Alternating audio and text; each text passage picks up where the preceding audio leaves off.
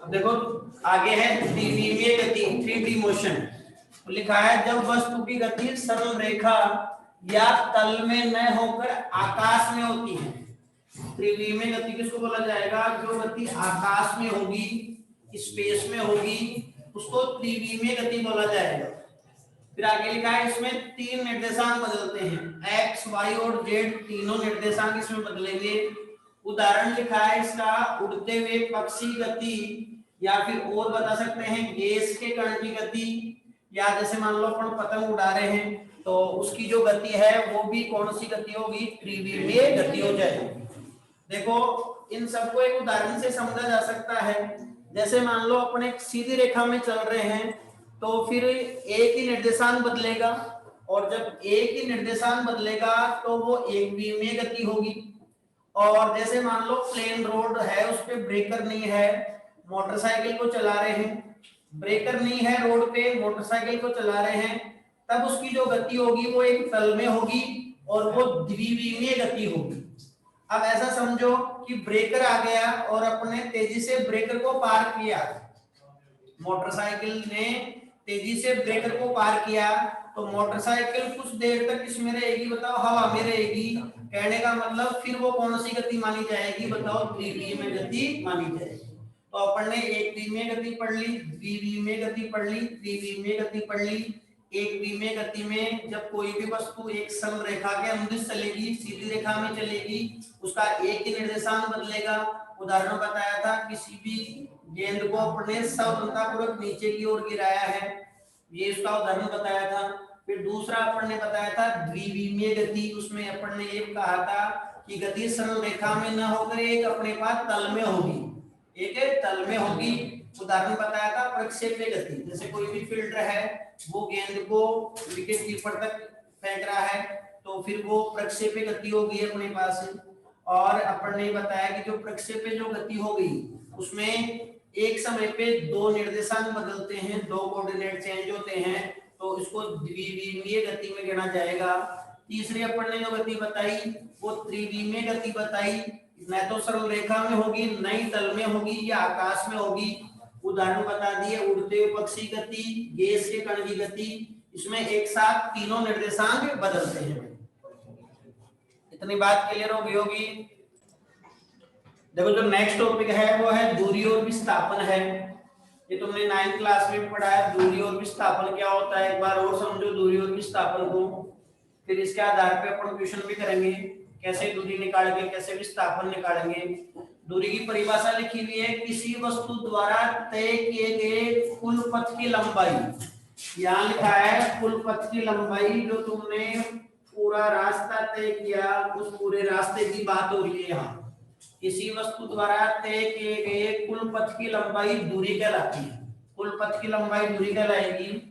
फिर विस्थापन की जब अपन बात करेंगे, किसी वस्तु की निश्चित दिशा में, यहाँ देखो एक तो दिशा निश्चित है, यहाँ किसी वस्तु की निश्चित दिशा में न्यूनतम पथ लंबाई, यहाँ जो पथ लंबाई है वो न्यूनतम है, वो उसका विस्थापन कहलाएगी। समझो कैसे, जैसे मैं तुम्हारे को ये बता रहा हूँ भाई, ये तुम्हारा घर है, तुम घर से विद्यालय आए और तुम इस रास्ते से आए, मान लो ये तुमने रास्ता अपनाया आने में, और ये स्कूल है, यहाँ स्कूल है।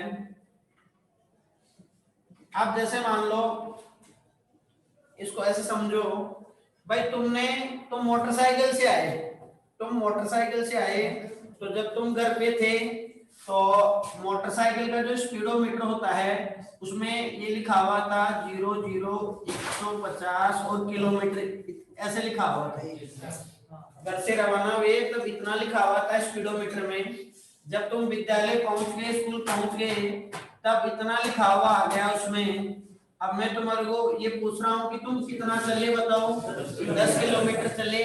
वो 10 किलोमीटर तुम इस रास्ते पर चले हो, 10 किलोमीटर तुम इस रास्ते पर चले हो, तो वो तुम्हारी दूरी है। वो तुम्हारी क्या है बताओ? दूरी। वो दूरी है। कहने का मतलब जो अपना रास्ता है, जो अपना पथ है, उस पूरे की लंबाई को जोड़ना है। पूरे की लंबाई को अपने को क्या करना है बताओ? जोड़ना है। जब पूरे की लंबाई अपन जोड़ देंगे तब वो क्या हो जाएगी बताओ, दूरी हो जाएगी। यहाँ लिखा है कुल पथ की लंबाई, पूरे रास्ते की लंबाई को जोड़ लो तो मोटरसाइकिल का जो स्पीडोमीटर होता है, मोटरसाइकिल का जो स्पीडोमीटर होता है वो अपने को क्या बताता है बताओ, दूरी बताता है। जब रास्ता क्या हो बताओ, टेढ़ा मेढ़ा रास्ता हो, रास्ता क्या हो, टेढ़ा मेढ़ा हो, मतलब सीधा नहीं हो, तो ये दूरी होगी। कुल पथ की लंबाई जोड़नी है भाई दूरी में। अब अपन बात करते हैं किसकी, विस्थापन की बात करते हैं। तो विस्थापन का मतलब क्या करना है अपने को, एक निश्चित दिशा में चलना है और न्यूनतम पथ चाहिए अपने को। तो अपन ने क्या किया, ये अपने पास प्रारंभिक बिंदु है घर और स्कूल अंतिम बिंदु है। अपन ने एक सीधी रेखा बनाई, किधर से किधर जाती हुई बनाई अपन ने, घर से स्कूल की तरफ, घर से स्कूल की तरफ, मतलब प्रारंभिक जो बिंदु है, प्रारंभिक जो स्थिति है उससे किधर बनाई अपन ने, अंतिम स्थिति की ओर बढ़ाई। कहने मतलब घर से अपन ने विद्यालय की तरफ एक सीधी सरल रेखा बना दी। अब ये जो है अपने पास ये न्यूनतम पथ लंबाई होगी, ये जो अपन ने बढ़ाई ये क्या होगी बताओ, न्यूनतम पथ लंबाई होगी। तो ये तो हो गया विस्थापन उसका, ये तो क्या हो गया उसका बताओ, विस्थापन हो गया। और ये क्या होगी बताओ, उसकी दूरी होगी। न्यूनतम जो पथ लंबाई है, न्यूनतम पथ लंबाई ये होगी। और न्यूनतम पथ लंबाई कैसे ज्ञात करेंगे, मतलब विस्थापन कैसे ज्ञात करेंगे, जहां से प्रारंभ हुए और जहां पहुंचे। तो प्रारंभिक बिंदु वो है, प्रारंभिक स्थिति वो है जहां से अपन प्रारंभ हुए हैं, अंतिम स्थिति या अंतिम बिंदु वो है जहां अपन पहुंच गए। तो अपने को सरल रेखा बनानी है, कहां से कहां पे, प्रारंभिक बिंदु से अंतिम बिंदु तक, प्रारंभिक बिंदु से अंतिम बिंदु तक सरल रेखा बनानी है। और फिर उसकी लंबाई को माप लेना है, उसकी लंबाई को माप लेना है। तो अपने पास किसका मान आ जाएगा बताओ, विस्थापन का मान आ जाएगा। अब इसको ऐसे समझ सकते हैं याद रखने के लिए, भाई मोटरसाइकिल से आए थे अपने, इस रास्ते से आए थे सोचो, तो ये 10 किलोमीटर चले थे, 10 किलोमीटर क्या थी बताओ, दूरी थी। अब एक बार ऐसे कल्पना करो कि अपने हवाई जहाज से आए हैं, हेलीकॉप्टर से आए हैं, घर से हेलीकॉप्टर उड़ाया और सीधा स्कूल पे लैंड करा दिया अपन ने। तो अब फिर बताओ ये जो हेलीकॉप्टर है वो बताओ मोटरसाइकिल वाले रास्ते आएगा या सीधा आ जाएगा, सीधा ही आ जाएगा। तो फिर वो हेलीकॉप्टर जितना चलेगा वो दूरी नहीं होगी, वो फिर क्या होगा, क्योंकि वो सीधा ही आ जाएगा। घर से कहां तक आ जाएगा बताओ, वो तो उड़ के आएगा, वो चल के थोड़ी आएगा, वो तो उड़ के आएगा। तो फिर वो क्या तय करेगा बताओ, विस्थापन, वो क्या तय करेगा बताओ, विस्थापन। तो समझ गए होंगे दूरी और विस्थापन। दूरी का मतलब जो अपना पूरा पथ अपन ने तय किया है उस पूरे पथ की लंबाई को अपने को जोड़ना है, कई घूमे हैं वो भी लंबाई है उसको भी जोड़ना है। पूरे पथ की लंबाई जोड़ लेंगे, कुल पथ की लंबाई जोड़ लेंगे तो वो दूरी होगी। और अपने पास जहां से रवाना हुए जहां अपन पहुंचे उन दोनों बिंदुओं के मध्य अपने एक सीधी रेखा ड्रॉ कर लेंगे, सीधी रेखा बना लेंगे। फिर उसकी लंबाई जब मापेंगे तो वो अपने पास क्या होगी, न्यूनतम पथ लंबाई होगी, एक निश्चित दिशा में होगी। तो फिर वो क्या कहलाएगी बताओ, विस्थापन कहलाएगी। मैं समझता हूँ समझ आ गया होगा। जैसे उदाहरण याद रखा अपन ने, मोटरसाइकिल से अपन आ रहे हैं तो फिर वो दूरी है, हेलीकॉप्टर से आ रहे हैं तो फिर क्या है बताओ, वो विस्थापन है। अब आते हैं दोनों में क्या क्या अंतर है। दूरी अदिश राशि होती है, देखो अदिश राशि और सदिश राशि से आगे वाले चैप्टर में अपन पूरी डिटेल से पढ़ेंगे। अब इतना समझ लो, जिसके पास दिशा नहीं होती है वो अदिश होती है, जिसके पास दिशा होती है वो सदिश होती है। दिशा के साथ साथ उसमें एक चीज और जरूरी है, वो सदिश के नियमों का भी पालन करनी चाहिए, दिशा से ही काम नहीं चलेगा। इसका उदाहरण मैं तुम्हारे को बताऊं, विद्युत धारा। विद्युत धारा के पास दिशा है लेकिन वो सदिश नियमों का पालन नहीं करती, तो दिशा होते हुए भी उसको अदिश राशि माना गया है। इसकी पूरी डिटेल से चर्चा अपन आगे वाले पार्ट में करेंगे। अभी तुम इतना याद रख लो कि अदिश का मतलब इसके पास दिशा नहीं है, सदिश का मतलब दिशा है, साथ में वो सदिश नियमों का पालन कर रही है। फिर उसी पार्ट में सदिश के नियम भी आएंगे। अभी इसके पास मानो दिशा नहीं है, इसके पास दिशा है, सदिश नियमों का भी पालन कर रही है, इतना सा याद रख लो तुम। तो दूरी के पास कोई दिशा नहीं होती है, विस्थापन के पास दिशा होती है, विस्थापन के पास दिशा होती है। अब तुम पूछो भाई दिशा कहां से कहां तक है, तो दिशा है इसकी प्रारंभिक बिंदु से अंतिम बिंदु की ओर। देखो घर से रवाना हुए थे और स्कूल आ गए, विद्यालय आ गए। अब अपन ने विस्थापन के लिए क्या किया बताओ, एक सरल रेखा बनाई। कौन कौन से बिंदु को मिलाते हुए, प्रारंभिक बिंदु को किससे मिलाते हुए बताओ, अंतिम बिंदु से मिलाते हुए। तो इसकी जो दिशा होती है, विस्थापन की जो दिशा होती है वो प्रारंभिक बिंदु से अंतिम बिंदु की ओर होती है। इसकी जो दिशा है वो प्रारंभिक बिंदु से कहां होती है बताओ, अंतिम बिंदु की ओर होती है। अपन ने बताया सदिश राशि है। अब इस टॉपिक को मैं आगे चल के और लिख दूंगा कि इसकी दिशा कहां होती है, प्रारंभिक बिंदु से अंतिम बिंदु को मिलाने वाली रेखा के अनुदिश। प्रारंभिक बिंदु को अंतिम बिंदु से मिलाने वाली रेखा के अनुदिश विस्थापन की दिशा होती है। पहला पॉइंट समझ आ गया होगा। दूसरे पॉइंट में लिखा हुआ है दूरी बड़ी है या बराबर है। दो चिन्ह है, देखो यहां समझो, दूरी बड़ी है या बराबर है विस्थापन के मापांक या परिमाण से। मापांक बोल दो, मॉडुलस बोल दो, परिमाण भी बोल सकते हैं अपन। तो देखो दूरी बड़ी है या बराबर है विस्थापन के मापांक से। इसका मतलब क्या है, इसका मतलब देखो यहाँ दो चिन्ह है, समझो मेरी बात। पहली बात तो ये जो अपन ने मोड जिसको बोलते हैं, अपन इंग्लिश में मोड भी कह देते हैं इसको, मापांक या मॉडुलस कहा जाएगा हिंदी में। अब ये चिन्ह क्यों लगाया है, ये जो डबल लाइनें हैं ये चिन्ह क्यों लगाया है, देखो समझो। ये चिन्ह अपन ने इसलिए लगाया है, दूरी को अपन ने कौन सी राशि बताया, अभी अदिश राशि बताया, विस्थापन को कौन सी राशि बताया, सदिश राशि बताया। तो एक अदिश राशि की तुलना सदिश राशि से नहीं की जा सकती। एक अदिश राशि की तुलना अपन सदिश राशि से नहीं कर सकते, इसलिए अपन ने वहां मापांक का चिन्ह लगाया है। ये मापांक का चिन्ह लगाने से क्या हो जाएगा, ये मापांक का चिन्ह लगाने से जो दिशा थी विस्थापन में, जो दिशा आ रही थी साथ में, वो दिशा हट जाएगी। समझ रहे हो मेरी बात। जैसे मैंने लिखा विस्थापन दूरी, तो जैसे मान लो 5 मीटर है, सोचो तो लिख दिया अपन ने 5 मीटर, दिशा की जरूरत ही नहीं है अपने को। अब विस्थापन 5 मीटर है लेकिन दिशा के साथ लिखना पड़ेगा, तो 5 मीटर लिख दिया पूर्व की ओर। क्या लिख दिया बताओ, 5 मीटर पूर्व की ओर। ये विस्थापन हो गया, तो दिशा भी साथ में चाहिए। अब जब मैं उसका क्या ले रहा हूं बताओ, मापांक ले रहा हूं इसका, तो इसमें से दिशा हट जाएगी। जब मैं इसका क्या ले लूंगा बताओ, मापांक ले लूंगा, तो इसमें से क्या हट जाएगी बताओ, दिशा हट जाएगी। कई बार ये होगा कि विस्थापन ऋणात्मक भी होगा, अभी आगे चल के पढ़ेंगे। विस्थापन जब ऋणात्मक होगा तो ऋणात्मक संख्या का जो मापांक आएगा वो क्या आ जाएगा बताओ, धनात्मक आ जाएगा। फिर अपन इन दोनों को क्या बता सकते हैं बताओ, बराबर बता सकते हैं। तो ये समझ गए होंगे मापांक क्यों लिया, क्योंकि अपन किसकी तुलना किससे नहीं कर पा रहे बताओ, एक अदिश की तुलना सदिश से नहीं कर पा रहे, तो इसलिए अपने को क्या लेना पड़ रहा है बताओ, वहां मापांक लेना पड़ रहा है। अब देखो यहाँ दो स्थितियां बताई है उसने कि दूरी और विस्थापन, दूरी और विस्थापन का जो मापांक है वो बराबर हो सकता है। दूरी बड़ी होगी विस्थापन के मापांक से।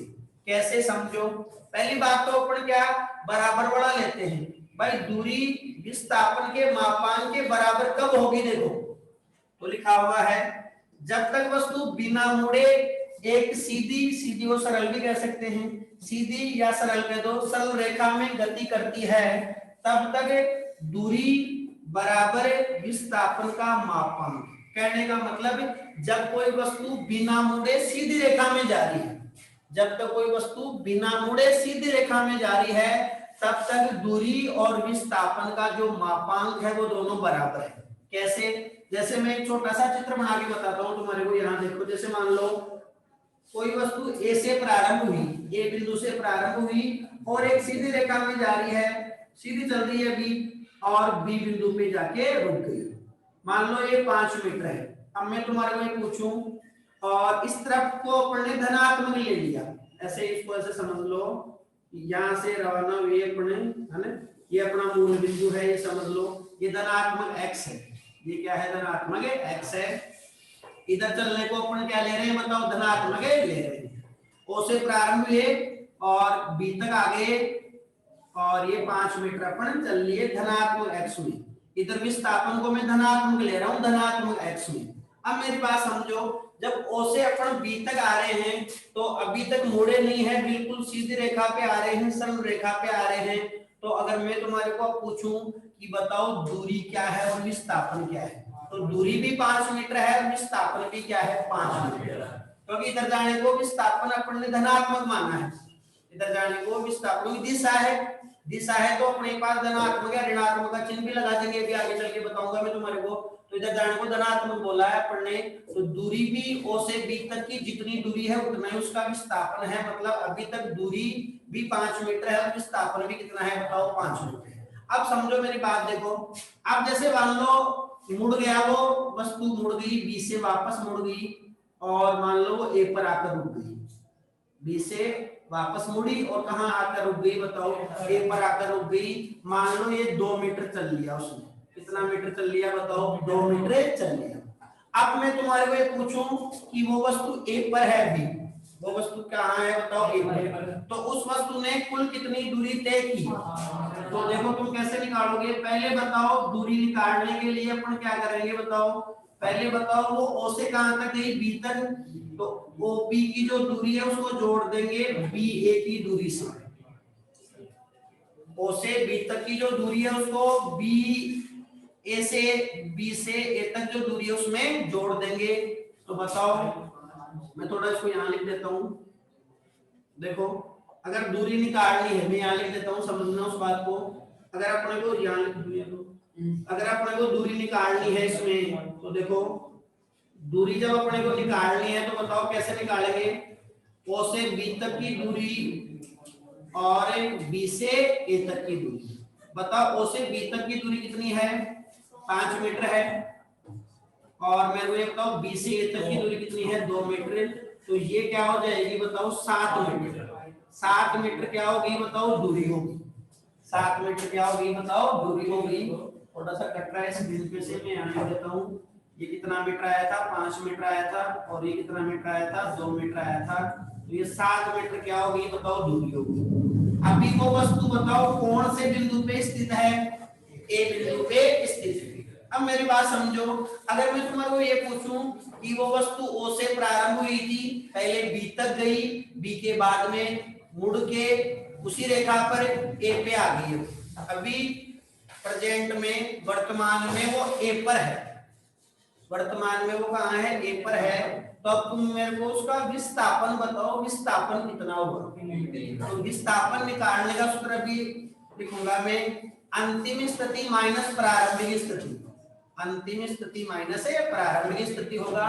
अंतिम स्थिति का मतलब कहां है बताओ वो ए पर है, अंतिम स्थिति का मतलब अभी कहां है बताओ वो ए पर है, प्रारंभिक का मतलब कहां से प्रारंभ हुआ था बताओ ओ से, तो बताओ विस्थापन जब अपने को निकालना है, यहां लिख देता हूं मैं, अगर अपने को विस्थापन निकालना है तो बताओ देखो अंतिम स्थिति तो क्या है उसकी ए है, ए बताओ कितने मीटर पे है 3 मीटर पे है, तो ये पूरा 5 है, जब ये 2 है तो ये 3 मीटर हुआ नहीं हुआ, तो बताओ 3 मीटर और ये मूल बिंदु है तो इसको 0 मीटर मान ले अपन, तो बताओ कितना मीटर हो गया 3 मीटर, तो विस्थापन क्या हो गया अंतिम स्थिति माइनस प्रारंभिक स्थिति, कहने का मतलब इन दो बिंदुओं के मध्य सीधी दूरी अपने पास विस्थापन कहलाएगी। विस्थापन का जो सूत्र होगा वो अंतिम स्थिति माइनस प्रारंभिक स्थिति होगा, अंतिम स्थिति उसकी क्या है बताओ ए है, प्रारंभिक स्थिति क्या है उसकी ओ है, तो बताओ अपने पास अंतिम 3 मीटर पे है, प्रारंभिक 0 मीटर पे है, तो विस्थापन कितना मीटर आया 3 मीटर आया, विस्थापन 3 मीटर आ गया। अभी तक अपने धनात्मक माना है, धनात्मक ऋणात्मक की अभी तक अपने बात नहीं की, मैंने थोड़ा सा ये समझना चाहा है कि कब दूरी और विस्थापन का मापांक बराबर होंगे और कब दूरी बड़ी होगी। अब सोचो जब वो मुड़ गया वो भाई, पहले तो ओ से बी तक गया था, फिर अब बी से कहां तक आ गया बताओ ए तक, तो मुड़ गया, अब मुड़ गया तो देखो दूरी कितनी आ रही है बताओ 7 मीटर आ रही है, मुड़ के जब वो 1 तक आ गया तो बताओ दूरी तो कितने मीटर आ रही है 7 मीटर, लेकिन विस्थापन कितने मीटर आ रहा है 3 मीटर। तो ये यही कहना चाह रहा है कि जब तक वस्तु बिना मुड़े एक सरल रेखा या सीधी रेखा में गति करती है तब तक दूरी और विस्थापन का जो परिमाण है वो दोनों बराबर होते हैं। अगर मुड़ गई वस्तु अगर मान लो मुड़ गई, वरना मतलब वो मुड़ गई अदरवाइज, है ना, तो दूरी बड़ी हो जाएगी, किससे विस्थापन के परिमाण से। परिमाण इसलिए ले रहे हैं क्योंकि वहां जैसे मान लो अपने विस्थापन को मान लो ऋणात्मक मान लिया, सोचो विस्थापन को क्या मान लिया, ऋणात्मक। जैसे मान लो इधर जाने का विस्थापन अभी धनात्मक माना था, लेकिन मान लो ऋणात्मक मान लिया, तो वो ओ से बी तक गई, तो दूरी तो कितनी होगी बताओ, दूरी तो 5 मीटर होगी। और अगर मान लो अपन इसका मापांक नहीं लगाते तो ये कितना मीटर आ जाता, -5 मीटर आ जाता, दोनों बराबर नहीं हो पाते, इसलिए यहाँ अपन ने मापांक का चिन्ह लगाया है। ये समझ आ गया होगा कि जब तक बिना मुड़े सीधी चलेगी कोई वस्तु, तब तक दूरी और विस्थापन का जो मापांक है बराबर होंगे। अगर वस्तु मुड़ जाएगी तो दूरी बड़ी हो जाएगी विस्थापन के मापांक से। ये अभी अपन बात कर रहे हैं एक विमीय गति की बात कर रहे हैं। द्विविमीय और त्रिविमीय में तो दूरी बड़ी होती है विस्थापन से, मैं तुम्हारे को बताऊंगा। अभी बताओ इतनी बात समझ आ गई होगी, मैंने क्या बताया तुम्हारे को। अभी जो लिखाया है मैं उसको मिटा देता हूँ।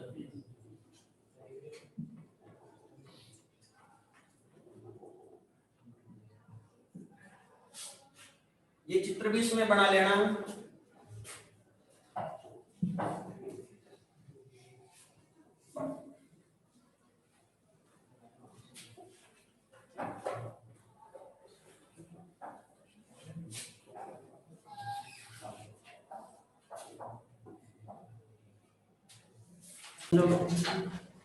देखो तीसरा पॉइंट दूरी में अपन ने लिखा है कि दूरी का जो मात्रक होगा वो metre, centimetre, kilometre, millimetre, angstrom, micrometre, nanometre, इनमें से अपन कुछ भी ले सकते हैं। ऐसे ही विस्थापन के मात्रक भी अपन कुछ भी ले सकते हैं, metre, centimetre, kilometre, millimetre, angstrom, nanometre, micrometre, कुछ भी ले सकते हैं। लेकिन ऐसा ही मात्रक पत्ती की जब अपन बात कर रहे हैं तो दूरी का जो मात्रक है वो मीटर लेना पड़ेगा, विस्थापन का मात्रक भी क्या लेना पड़ेगा बताओ, मीटर लेना पड़ेगा। और सीजीएस पत्ती की अगर बात करते हैं तो अपने को दूरी का मात्रक सेंटीमीटर लेना पड़ेगा, विस्थापन का मात्रक भी क्या लेना पड़ेगा बताओ, सेंटीमीटर लेना पड़ेगा। बाकी छोटी दूरियां हैं तो अपन मिलीमीटर में, एंगस्ट्रॉम में इनमें माप लेते हैं। बड़ी दूरियां हैं तो फिर किलोमीटर में, और अपने पास कई मात्रक हो सकते हैं बड़े मात्रक। तीसरा पॉइंट समझ आ गया होगा। चौथे पॉइंट में आते हैं, दूरी पथ पर निर्भर करती है।